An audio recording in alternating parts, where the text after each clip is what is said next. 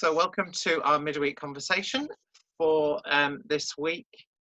It's great to welcome today Alan Thompson, who's newish to Emmanuel, and has just joined the leadership team. But this is a great way to get to know Alan a bit more and to hear his story. So welcome, Alan, to you. Thank you. Good to see you. Nice to see you. It looks nice and bright in your conservatory. Yes, we've got a great backdrop of trees. It's wonderful. Absolutely. Just tell us a little bit about yourself, Alan. Okay. Well, it's Alan Thompson. I'm married to Julia, and along with our 3-year-old Bonkers Airedale, we live in Silkstone. We moved back to Silkstone, or to Yorkshire, about almost 5 years ago, having spent 15 years down in the southeast, living in Hertfordshire and Kent, working in London. Got a family. Our son Stephen is married with 2 kids, lives in Caterham in Surrey. Brody is 19, has become a thrash metal guitarist supremo. Yeah. Yeah, absolutely wild, but there you go. All to our own tastes. And a daughter, Libby, was a gymnast and gym coach at 15. A daughter, Suzanne, who lives in Horsham, married to Ian, and 2 girls, Acacia and Erica. Susie works for Bolney Wines. It's a winery, vineyard in Sussex, and Stephen runs his own IT business. And we miss them like crazy. And what did you do in your working life? Too much.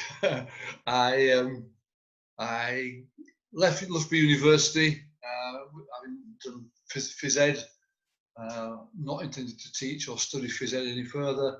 I fell into sales. I spent 30 odd years in IT sales, started with sales, management, and then board positions in a couple of companies.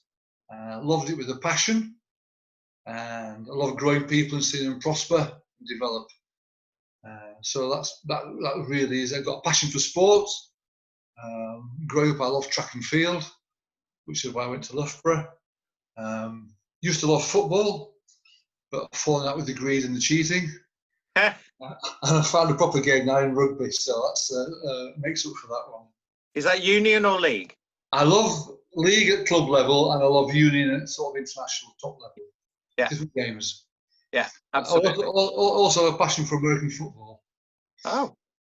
My son as well. We went out to Washington last year for a 5-day trip to watch a game, and I love the physical contact, the thinking behind the game, and the speed of it. It's just quite compelling. Okay, cool. And how have you managed in lockdown? Has it been difficult? Has it been normal? Has it challenged you? You know. Well, I guess all of those really. I guess I'm a positive person, so I see whatever it is as it is, and make the most of it. When lockdown came, I think we were quite lucky that we saw an interview on TV with Joan Bakewell. And she said she'd decided that if you make a plan for the day and the week and give yourself positive things to do, so that's what we really adopted. And then we decided also to start our day together around 9 o'clock. I'm an early riser. Julie's a little bit later. After we've had breakfast, we sit in our conservatory and we get some quiet time. Bit of prayer. We follow the Richard Rohr contemplations each day, and it's been quite exciting to watch God's kingdom come to life with spring.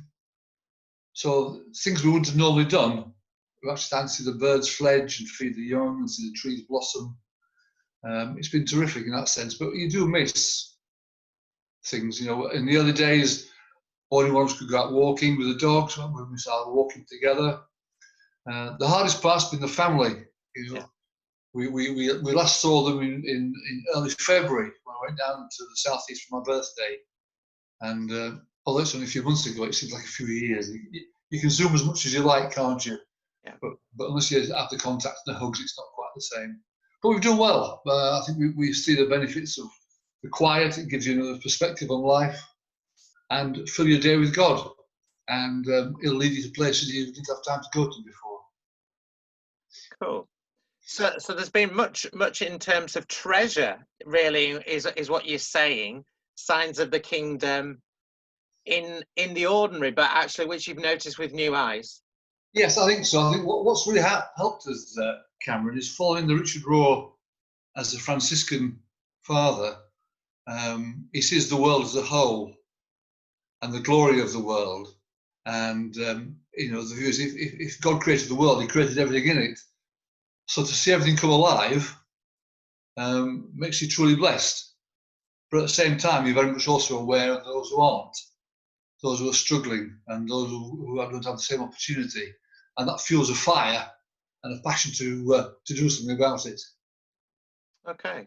And clearly some people have really struggled in lockdown, and so prayer has sustained your faith in these times. Yes. A daily devotional in terms of togetherness with God and each other. Yes. Is there anything else that has sustained your faith? I think I've read some history books, some inspirational books, the Bible, of course. I always find the book of John very powerful. There's a phrase runs quite often to me: "I tell you the truth. I tell you the truth." So if you have any doubt, just think Jesus is saying, "I tell you the truth," and that tends, for me, that takes away the fear and the issues. I think being out with the dog, you have time to interface with people. You know, the half-hour walk became 2 hours. Socially distanced conversations, of course, but you realise how people want to talk, and how the fears can actually start to be lifted when you can share things with them. That's been really helpful. Been really helpful. And in terms of your general life, you know, tell us a little bit about that journey of faith through the years, or is it months? I don't know. Or is it the total of your life? How has faith gone for you, Alan Thompson? Right. I suppose, like most people, it's been quite mixed, like a roller coaster. I'm a born-bred Yorkshireman, which has got some positives, but also can make it quite cynical. Yeah. I was born in Shepley, and I went to Shepley Sunday School, which I thoroughly loved. But then when that folded, we had to go to church, and that was quite frightening. Yeah. A very sinister building, a gruff, serious minister, and things fell apart really from there until I went to Honley Grammar School.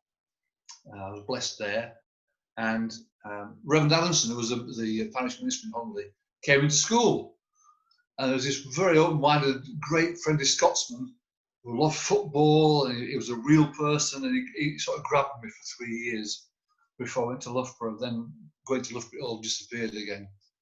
I think meeting Julia and getting married brought me back into a faith line. Julia had grown up in a Catholic church and had gone away.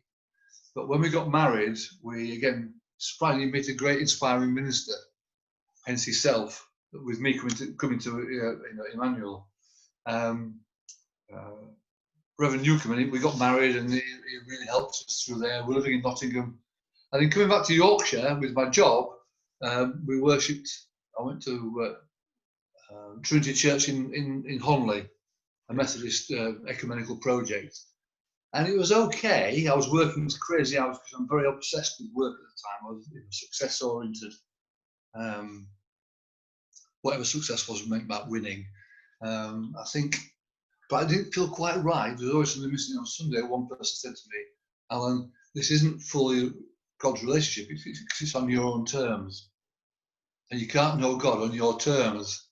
You ain't the boss. And not long afterwards, there was a real crisis in my life. And through my obsession with working, which became 6-7 days a week driving a business, Jules and I split up, which at the time was the hardest thing in my life, but it was one of the best gifts God could have ever given me. Because in that period of being separate, I started to feel massive hurt and anguish. And it got so bad as to one day, I actually fell on my knees at home by myself and said, "Look, Lord, please take my life or save me. I can't take this anymore." And in that moment, it had gone from me. I was at peace.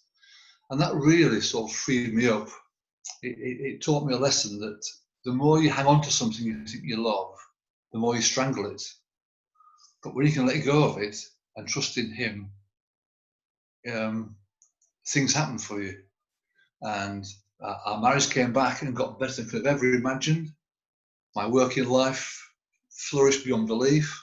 My social life and interactions, and we became a great adventure. To such a degree that eventually the business I was working asked me would I go down to London to run a London sales operation, something I vowed I would never do. I remember being on the terrace at Sheffield Wednesday talking to my friends saying, I've been out to London for 2 days, I'll never go and work down there. And here I was going to work there.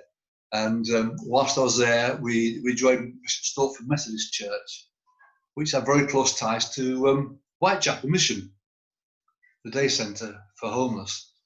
And one friend kept saying, Alan, you've got to come down, you're right for this place. And I said, no, it's not me, I'm not going.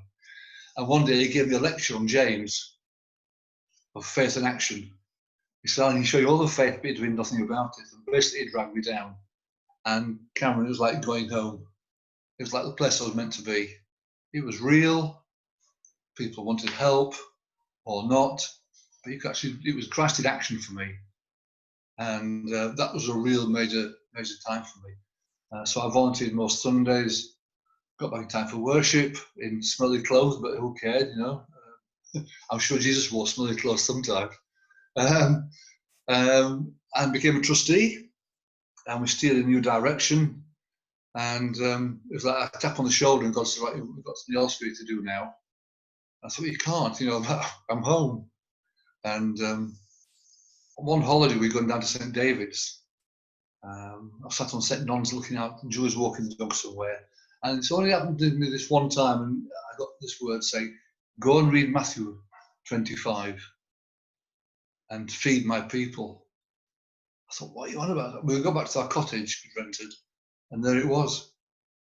You know, and he said to me, I've given you things in your life now, it's time for you to do mine. Literally. And we went back to London. I said to my CEO, who was also a Christian, and he said, you're going to leave me, Alan, aren't you? I said, yes.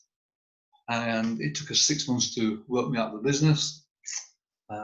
We sold a house in Bishop Stortford. I went to live in Kent in Deal. I have no idea why, but God led us there. And after a while, we opened a community cafe with another couple in a part of town that was really struggling, nowhere to go. And it was one of those days, I remember saying to a chap in the cafe, do you want another coffee? How about a bacon sandwich? It's only £1.50.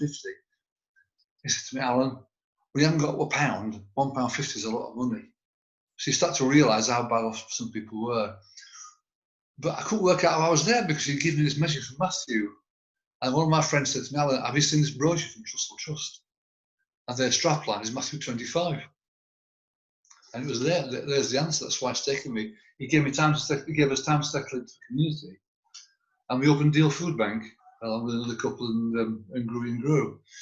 But a friend of mine who was the canon at the cathedral in St. David's said to me, you've got 3 years, Alan.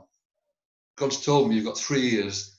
And after that time, if you don't move on, we'll strangle it. Because you will establish it and everything will be around you and Julia. And you must let it go for it to thrive. And 3 years came along. And that was the time period we said we have to go. And it was an adventure, Cameron. Everything's been an adventure with him. And we said we have to leave. Where we're going to go, I've no idea. But we ain't going back to Yorkshire. I'm never going to live in a village again because we've been in small towns. And during a holiday here with my sister, we found Callan home. And Julie said we found our home. We drove through Suxton on the way back to my sister. And said we found our village. And so everything there is everything I trusted in God and gave everything to Him, has led us on this wonderful adventure. And when I've trusted God, it's been wonderful. When I don't, trying to do my own strength, I fall over. And before I joined Emmanuel, I was in the danger of falling over again, trying to do things on my own strength. But our conversation and your encouragement was what I needed to come back into God's fold again. Thank you. That's a really powerful story, and really encouraging that, you know, God has nudged you on a number of occasions in different ways. And as you say, when we are open to God, then he leads and provides and blesses us and uses us as a blessing, Yeah. I believe. Before I left the Southeast, I'm not a silent person, as you probably realised. But Julie said, well, I want to go on a silent retreat, so I went to Worth Abbey for the weekend. And Brother Rod led the 2 days, and he gave me the prayer from Ephesians, in Ephesians 3, and he says somewhere, I'll try and paraphrase from my Bible, that we should all grasp how wide and long and high and deep is the love of Christ. And he goes on to say that we have a God who's got more power than we can ever ask for or imagine, and that's so true.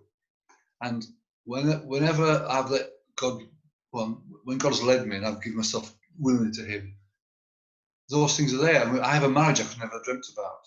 I've had an adventurous journey I could never have dreamt about. And now I just love and pray to be able to help other people find that journey in their own way. Yeah. Not in my image, but in their own way. And you can only do that by knowing Christ. Yeah, yeah. And so, if you were sharing with someone about what faith means to you, what is the nub of faith would you want to communicate to somebody else? When you gave me some idea of what we were talking about, this is the hardest question, because I always found that I try and live it. But for me, I would say Christ is a lifesaver. He's my saviour and my guardian. He's given me more in my life than I can ever have imagined. And there's an old song, is it Barry White sang? I'm not a Barry White fan, by the way. That's before my time. You're talking well over. Yeah, I've heard about him from my dad. Yeah. I think it says, "You're the first, the last, and my everything." Yes. And it doesn't quite mean in terms of Jesus, but it applies to Jesus, and that is it. And if you let him into your heart, let go, and fall into him, you'll have more than you could ever dreamt of. And that's what it means to me. I'm preparing a service for this coming Sunday on the pearl of great price, where the man just gives away everything so that he can have this one pearl. And in one sense, you're saying, and what I think I'm reflecting on when I'm preparing is that God wants our everything, and when we give him our everything, then he gives us so much more in return. It's more than we could have ever imagined. I mean, the things that happened with me and Julia. I mean, Julia worships in All Saints here in the village, and she's immersed in Messy Church, and it's growing. I mean, and the joy in her, we can't have imagined what's happened to us. It's beyond our capability. I couldn't have asked for this to happen. So I don't ask anymore. I just say, what have you got for today, Lord? I'll do it. And that's as simple as that, really. And if you were reflecting upon, these last 4 months and the changes that the church has had to make, in the lockdown particularly, at this juncture in Christian sort of witness, what do you think God is saying to the church in these days? I don't think he's saying anything different to what he's always said. I think maybe we're listening more with our ears and our heart. Because we've all had to slow down. We've all had to stop, and we can hear the true voice. I think when we met once, I said to you, I'm more about outside the church. And Jesus did say he came to save the poor, the sinner, the lonely. And I think he's saying, I want you to walk the walk of Jesus. And there's a flock in Emmanuel which has to be nurtured and cared for and worshipped together. But there's hundreds of people outside who don't know Jesus. And they're living in fear, in anguish, in hurt. I mean, I've been speaking to CAB this week. I've spoken to Age UK and some counsellors and Dial. And it's going to get dire. And the only solution to the hurt aspect is to know Jesus. So I think somehow we have to be relevant, outside the building and be welcoming if you want to come into it. And that's very much how I see the message is. His grace and his love is a medicine for those who are hurting.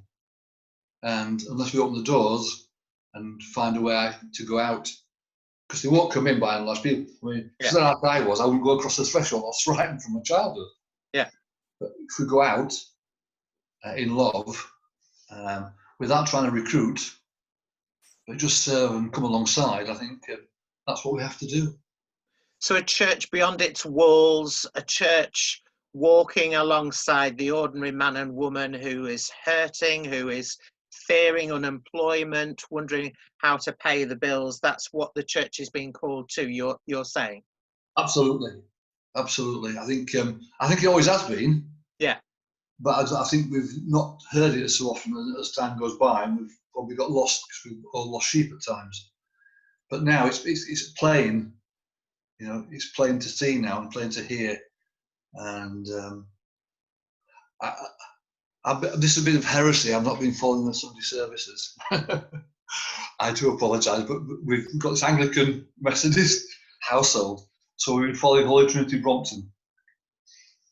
And one great initiative they started is called Love Your Neighbour. And now there's about 100 churches across the UK have adopted it, of going out to love and care for the neighbourhood.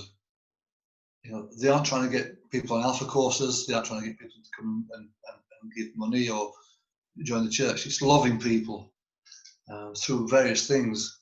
And that really touches the heart. And I know what Jesus has done for my life.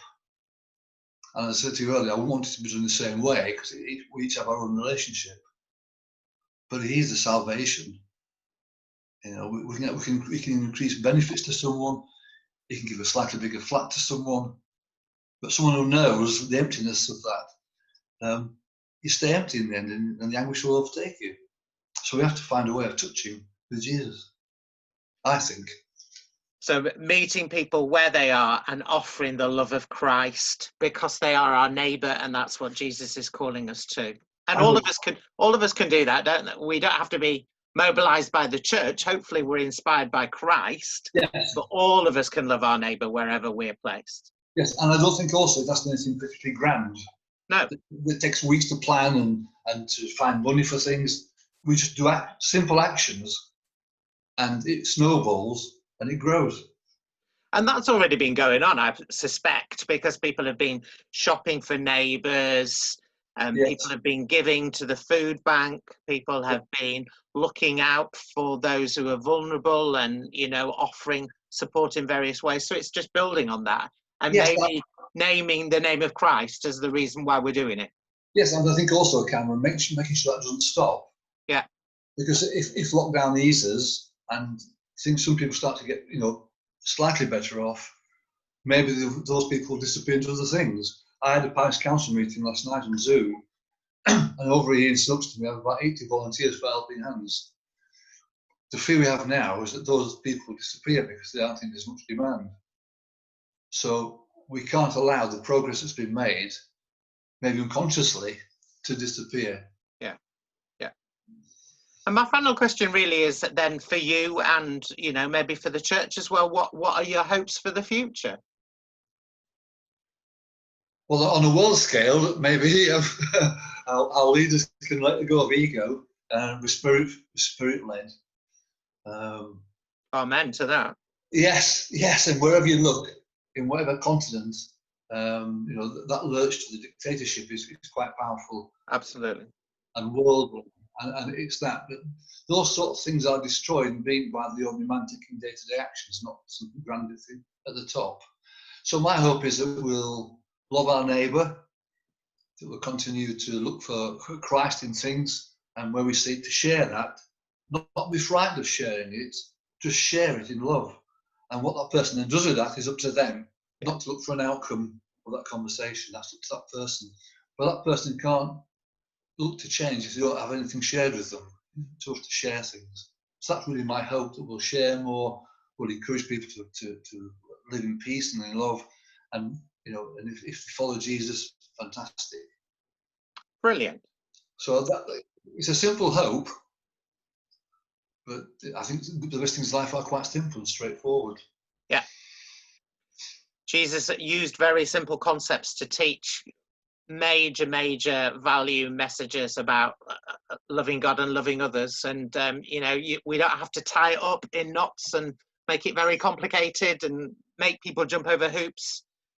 We simply say, come to him, and he does the rest. Yes, and us being real about it, with no motive other than that.